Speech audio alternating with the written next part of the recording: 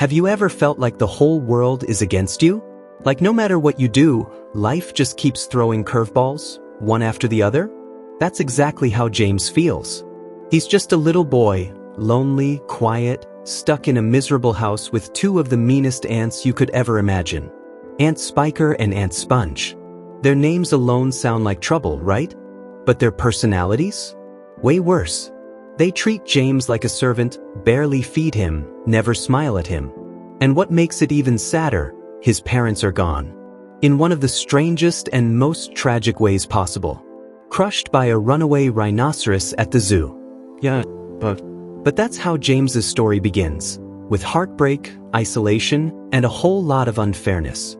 Now here's where things start to shift. One hot afternoon, while James is scrubbing the patio as usual, a mysterious old man appears. No one knows who he is or where he comes from, but he hands James a small bag filled with glowing green crystals and whispers, "Add them to water and incredible things will happen." Magical things. Life-changing things. James doesn't even get the chance to try it. He stumbles. The crystals spill. They vanish into the dry soil beneath a scraggly old peach tree. The same tree that hadn't grown fruit in years. But let me tell you something surprising. The very next morning, a single peach appears. One tiny peach. Then it starts to grow. And grow. And grow. Until it's the size of a small house. The entire town gathers around the fence to see it. Aunt Spiker and Aunt Sponge, of course, see $signs. They put up a gate, charge money to let people peek at the peach, and force James to keep working harder than ever. No thank yous, no smiles. Just greed. But James, he feels something. A pull. A whisper, maybe. One night, as the moon rises and the garden goes quiet, he approaches the peach. He touches its soft, warm skin. And then, he finds a tunnel. A secret passageway leading deep into the fruit. What do you think he does? He climbs in. Inside, it's like stepping into another world. At the heart of the peach is a glowing, pulsing room, and waiting for him are the most unexpected creatures you could imagine. A grasshopper wearing a tailcoat. A ladybug with a warm smile. A silkworm, an earthworm, a spider, a glowworm, and a snarky, hilarious centipede who insists on wearing boots on all his feet. They're not scary or gross. They're kind. They're funny. And they're smart. For the first time in his life, James isn't alone. He's not unwanted. He's part of something. Something big. And just when it feels like this strange new family might be the best thing that's ever happened to him, the peach breaks free. It rolls off the hill. Crushes the wicked ants like a foot squashing ants. Then it barrels through fences, cars, and people, until it tumbles straight into the ocean. This is where things get really interesting. Now picture this, a giant peach floating like a boat in the middle of the sea, carrying a boy and a group of giant, talking insects. Sounds like a dream, right? But not everything is smooth sailing. Storms hit. Sharks appear. The journey becomes dangerous. They tie hundreds of seagulls to the peach with spider silk just to lift it into the air. Yes, into the actual sky. Imagine that visual. A peach flying like a hot air balloon across the clouds. It's thrilling, terrifying, magical. And through it all, James starts to grow. Not physically, but inside. His fear begins to shrink. His confidence starts to bloom. And most of all, he realizes something powerful. Sometimes the family you make is stronger than the one you're born into. But it's not all adventure and awe. There are moments when fear creeps in. When James doubts himself. When the others question if they'll ever make it. Will the seagulls hold? Will they run out of food? Will they ever find land again? These moments, they hit hard. Because it's not just a fantasy. It's a reflection of what it feels like to be lost. To not know if you'll ever feel safe again. But every time James steps up, comforting the scared ones, coming up with ideas, making bold decisions, you see something shift. He's becoming the leader he never thought he could be. And here's a twist you probably didn't expect. The bugs? Each one of them carries a secret lesson. The centipede, with his constant jokes and attitude, hides deep insecurities. The earthworm always expects the worst, but ends up saving everyone's lives. The ladybug teaches James patience. The spider, grace. It's like every strange creature James meets reflects a part of himself he didn't know he had. And little by little, this weird, wild adventure becomes something more than survival. It becomes transformation. So what happens when a giant flying peach starts descending over the New York City skyline? Can you imagine that? A giant fruit hovering between skyscrapers, people staring up in shock, thinking it's some kind of alien invasion? That's where this journey is heading. But what happens next is even more unexpected.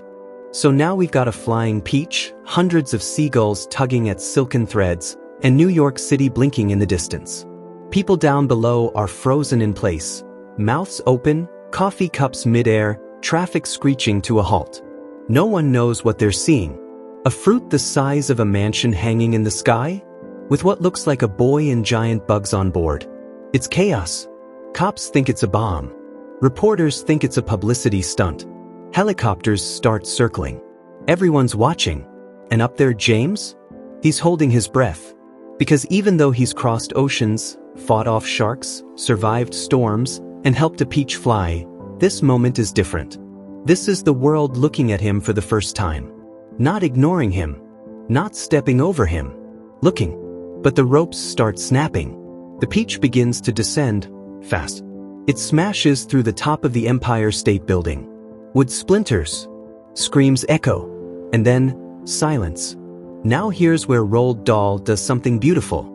Instead of turning this into a disaster story or a joke, he lets James take the spotlight. With all eyes on him, he climbs out of the peach and tells his story. Every last word. About the ants.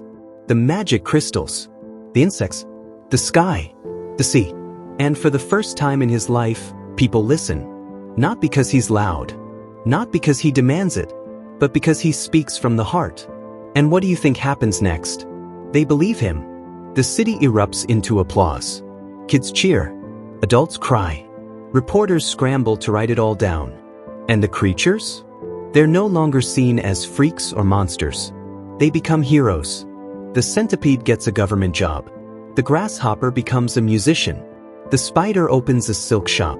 They all find new lives in the city, each one embraced in a way they never imagined.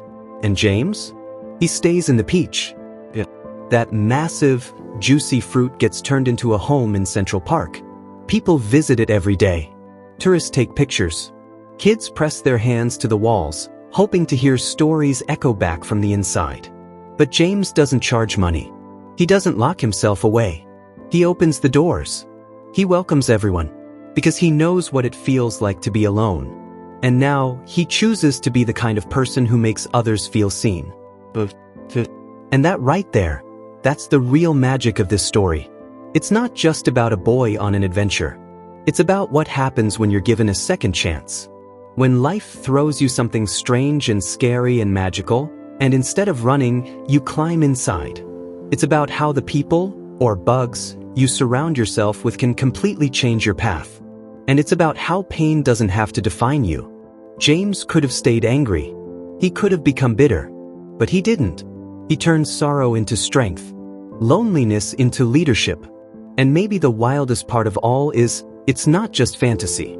Sure, there aren't real flying peaches or talking insects, but the feeling of this story, that ache for belonging, that moment when someone finally listens to you, that's real.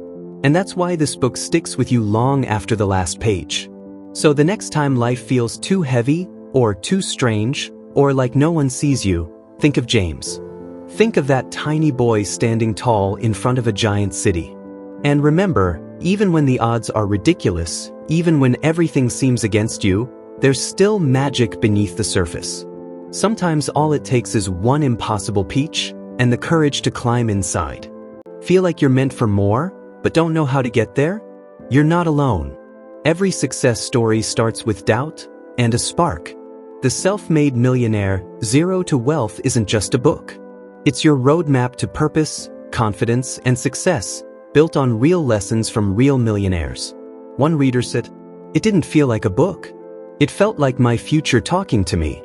Inside, you'll find the exact mindset and principles used by the world's most successful people. No fluff, just real, life-changing wisdom. Ready to take the first step? Get it 100% free Just subscribe and comment book below.